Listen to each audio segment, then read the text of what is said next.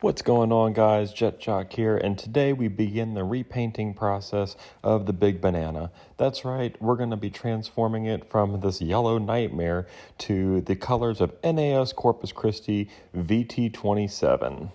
In preparation for painting, it's time to remove those decals and get rid of that CZ branding. Now, we're all about efficiency here at Jet Jock, so we didn't quite want to throw away the black decals that run off of the exhaust. You know, the areas that hide the exhaust from being on the paint? So instead of removing these black decals, we went ahead and put painter's tape over them. Hopefully this works, because that would actually save me some time and a lot of money and vinyl later on down the road. Getting the painter's tape to match that curve was no easy task in itself, and also the width of the black decal was a little bit wider than my painter's tape, so I actually had to do the bottom and the top, but you know what, I think it'll be worth it in the end to have some nice straight lines.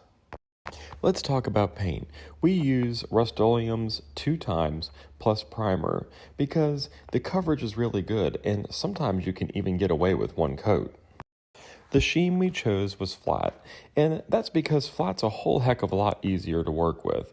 It doesn't run near as bad, it dries a lot faster, it doesn't smell near as bad, and most importantly, when you're taping off areas, the paint itself does not come off near as bad when you're pulling that tape.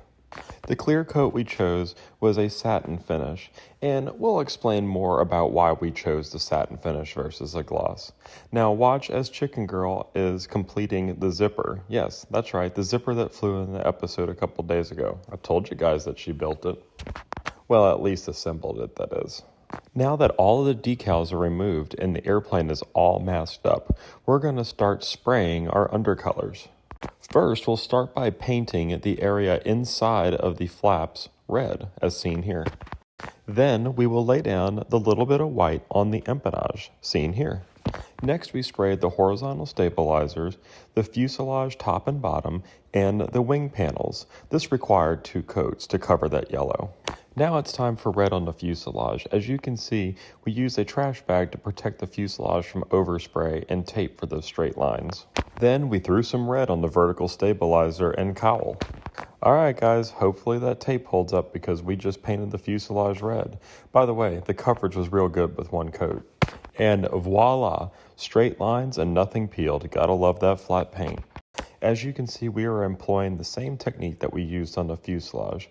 We start off by taping straight lines, and then we bag the rest of the surface to prevent overspray.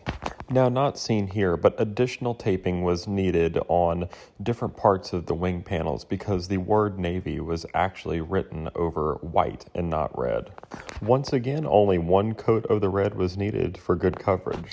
And the last of the masking tape came off with no major casualties, and the airplane's paint was complete. So let's start getting on those decals. Normally I make my own decals, but I didn't have enough of the colors that were needed for this airplane, so it was just cheaper to order them through Cali Graphics.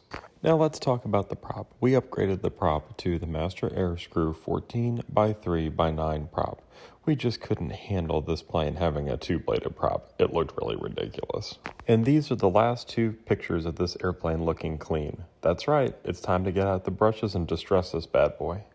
To weather the airplane, we ground up a black pastel and brushed it in the direction of the airflow all over the airplane.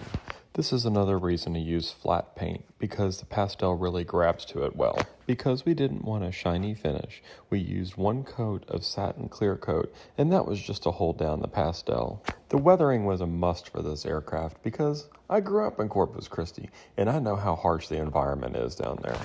Let's talk CG. We went right at the 180mm mark as recommended in the book. Here's what the 180mm mark looks like on the actual airplane. We feel good with this spot because E-Flite rarely gets a CG wrong. I know it appears in this video that we got the CG right the first time, but that wasn't the case because it did take a little finagling of the batteries and removal of some foam to get it to balance up. And that's because for some reason whenever you repaint an aircraft you get a tail heavy CG. As far as batteries are concerned, we are using two HRB 5000 milliamp batteries in parallel, so we can increase those flight times, hopefully. And here they are inside the fuselage. Notice the cutout section of foam on the front end of the battery compartment. All right, let's plug those batteries in and let's just see how bright these LED lights are and see this airplane in her completed glory. Now, I know we hit heavy on the landing gear on the unboxing episode. As you can see here, the retracts are definitely upgraded. They are smooth in operation and very scale in their extension and retraction. I have high hopes for this set. Now let's get this airplane some sun and show off those beautiful colors. Those last two photos in this video were taken on the morning of the maiden. That's right, she's already flown and we have it on camera. So stay tuned very soon for whenever we maiden this beautiful T-28. And just so you don't miss out on that, don't forget to hit that subscribe button, like, share with everybody that you know, and we will see you next time. Bye.